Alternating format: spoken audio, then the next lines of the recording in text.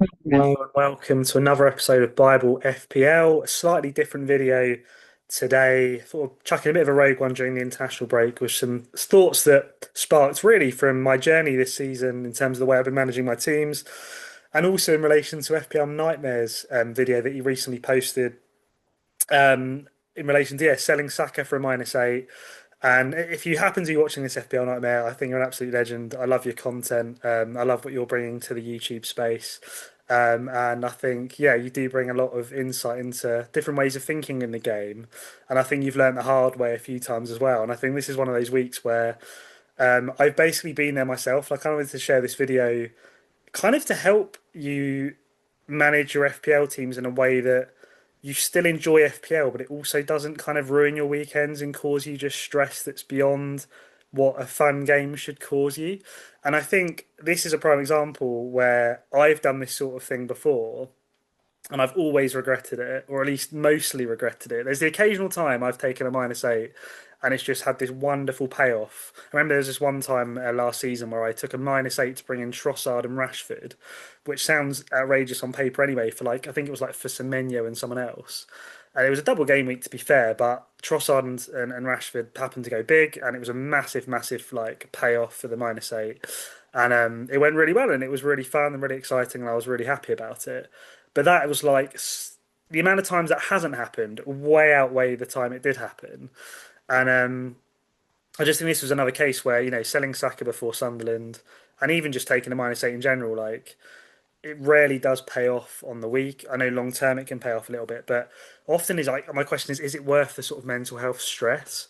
And I think FPL Nightmare was saying on his video, like, moving forward, I think I probably just need to go back to a slightly more conservative way of playing, just to kind of help, just play things in a way that's, I don't know, is a bit more logical again and is a bit more manageable again, and I suppose a little bit less sort of mentally stressful. And I guess, yeah, a few tips I kind of wanted to give you. I mean, I've also, I guess you might have seen the title, my rank's doing very well. The funny thing is, if you're regular on the channel, I've got a couple of teams I'm running this season, one on my account, one on my wife's account. The main team that I spend all my time thinking about planning ahead, fixtures and fixture swings and stuff, it's doing all right. I'm 1.5 mil, but the one that I don't put as much thought into, I've got a more limited sort of player pool to choose from in the way that I've designed the series. It's absolutely smashing it. I'm now 37,000th in the world. Another incredible game week where I captained Saka, he went big. Thiago that I transferred in this week went big. Even just the jam of I got Dorgu off the bench for Gay, who was out of the squad. And he because Dorgu got hooked before Spurs scored twice. Like the point is, I've had a bit of a set and forget team here, and it's ironically done way better than the team that I've spent more time planning and strategically trying to work out transfer moves. And I think there's a lot to say in that, in terms of set and forget teams. And often they do just better. And if you pick a team of players that you're confident with that are going to do well over the course of a season, they are inevitably going to do well week to week. And I think the Defcon introduction this year has even more increased the appeal of sort of set and forget style teams. You make the odd transfer here and there, but you've generally got a team that can play week to week. Like Lacroix and Gay are just such wonderful examples of this team of players who they've just kept ticking over because they're good assets and they've got defcon potential and the odd bit of attacking threat. Obviously, I've got a bit lucky with them at times where Gay he's got attacking returns out of nowhere. But a prime example for me with these two was when they played Arsenal. So they were away to Arsenal. They lost the game 1-0 and they both came away with 4 points each. So I got 8 points for two defenders that didn't get a goal, didn't get an assist, didn't get a clean sheet, but they got DEFCON, and they still ticked over even in that game there. So kind of the main encouragement of this video is if you're someone that's finding FPL really stressful at the moment, you're finding transfers stressful. If you're like me, and when you take a transfer out or take a player out, it bothers you so much when they go big.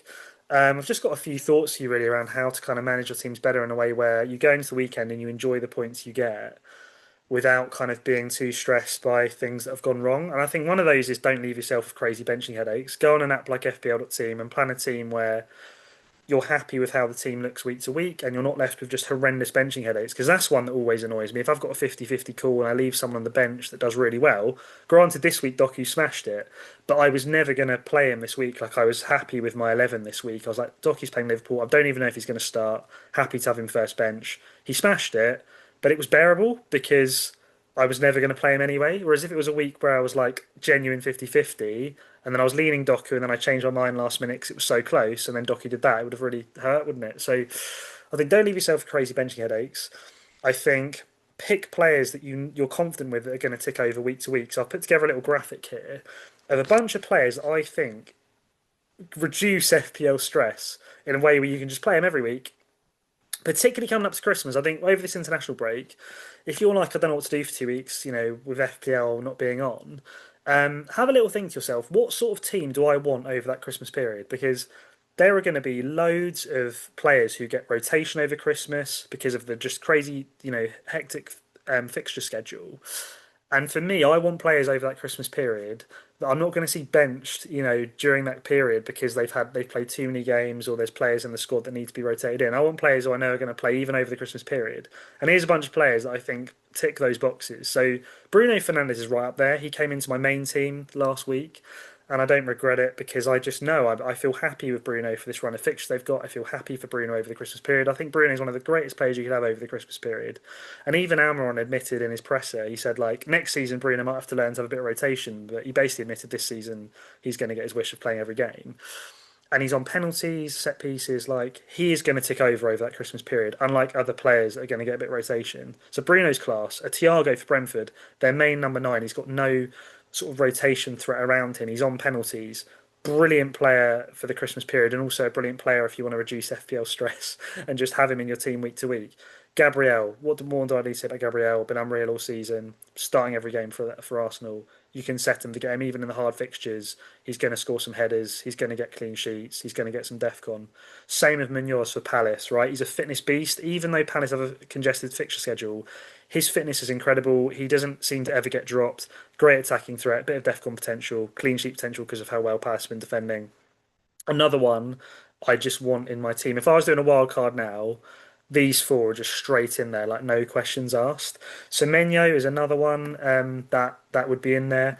Um, Again, it's a shame his form's off at the moment, but I don't know if you can see him or not on the screen. Hopefully you can now. But he's just another one of those players who talisman for Bournemouth on penalties when Clive isn't on the pitch, their best player, fitness monster, plays low, just constantly plays 90 minutes over the Christmas period. You won't have to worry about him. So these five here are huge, and obviously Haaland. Like I haven't put a huge graphic of Haaland because it's just you have to have Haaland. It's a no-brainer, and he's good for minutes for City, their main number nine on penalties, etc. I don't need to talk about him, but there's an initial kind of just I almost think essential six if you're on wildcard that could just don't give you stress. You play them every week, and you just enjoy the points when they get the points. Um, and I think, if you're getting really bothered by FPL, like honestly, make an 11 that you're happy with every week and just don't even worry about burning transfers or something. Like just save yourself the stress. There's going to be times a season where there's an injury and you need to make a transfer. And then when the player's injured, it's not stressful to make a transfer, is it? Because you're not taking out a player who's going to get points because they're injured. Um, or if there's a horrific fixture run and you're like, I definitely don't want them, and it's not even going to bother me if they return because they're not going to get a hat trick every week. There's times you can obviously justify transfers, but I think you do want a bunch of players that are going to tick over and you can be confident with. It's a shame Jared Bowen hasn't been getting the points for West Ham lately, but he's been brilliant on the eye. I've been very unlucky with him on my main team not to have Halls in the last couple of weeks. And again, over that Christmas period, I'm probably going to have Bowen because he's going to play 90 minutes for West Ham every game and he's going to get returns. Timber, I think, is almost in the same category at the moment for Arsenal because White is not looking very good, and I don't think he's got the trust of Arteta. So Timber's another one. I think Declan Rice is one I'm looking at over that Christmas period in particular. He's playing most games for Arsenal, defcon, assists, on set pieces, goal potential, etc. Senesi for Bournemouth, if you want a defcon lad that can just sit there every week and get the odd bit of defcon, get the odd clean sheet. Another one that does the job. And it's a shame Njai is going off to AFCON because this lad is just another prime example of I just have him in my team and I play him every week. He's on penalties, he gets the odd defcon. You know, he's on I think he's on set pieces, but he's a great FPL. He's basically like a cheaper Bruno for Everton. So it's players like this that I want to encourage you to think about. If you're finding FPL stressful, if you're having sort of FPL nightmare weeks where you've taken a hit as a sort of big upside punt to just hope that I can have this worldie of a week that's going to be really fun, and you're finding that 9 times out of 10 that's not happening. I'm hating FPL. I'm getting really stressed by it. It's really bothering me. It's affecting my mental health. These are the sort of players you want on your menu.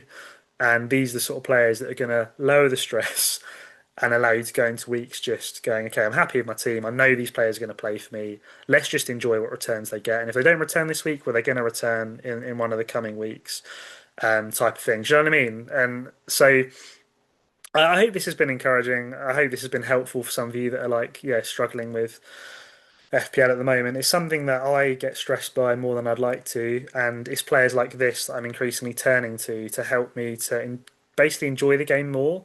And just being careful, like in terms of planning my transfers in a way where I'm like happy with what I'm doing, and I'm not leaving myself with horrible benching headaches, or I'm not leaving myself with the risk of I know there's a very good chance here of taking out players that are going to absolutely punish me.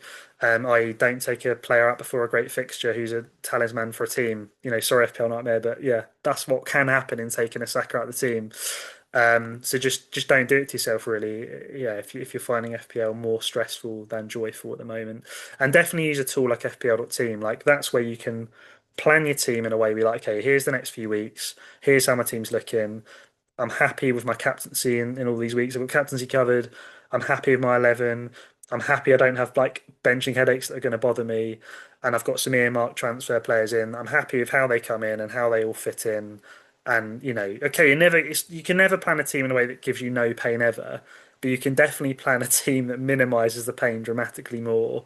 Um, than the ways I've played FPL in the past and the ways that the likes of FPL Nightmare have started playing FPL this season and the way that some of you may have been playing FPL and getting really frustrated by it. So yeah, I'll leave the video there before it's too long. I did a little video a few months back about sort of tips for sort of dealing with or helping your mental health essentially in FPL, and I gave a load more of other tips in that video as well if you're interested to tune into that and get some more insight. But yeah, here's some sort of fresh insight from me on just some key things I think that can help you moving forward.